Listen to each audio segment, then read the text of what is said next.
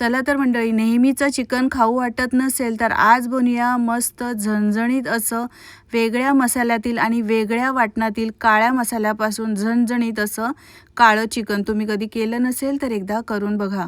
यासाठी तेलामध्ये कांदा चांगला परतून घ्यायचा, टोमॅटोसुद्धा घालायचा आहे, तोसुद्धा मिक्स करून घ्यायचा. आलं, लसूण, मिरची, पालक आणि मूठभर कोथिंबीर घातली आहे, मिक्स करून घ्यायचं.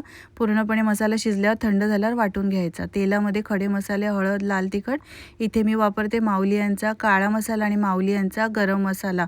हे मसाले घरगुती चव देतात. तुम्हाला जर हवे असेल तर स्क्रीनवर नंबर आणि लिंक दिली आहे, बायोमध्ये लिंक आहे, तिथून तुम्ही ऑर्डर करू शकता.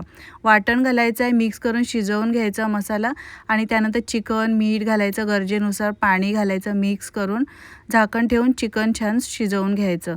मस्त असं झणझणीत काळ्या मसाल्यातील चिकन तयार आहे. वेगळ्या चवीचं तुम्ही सुद्धा करून बघा.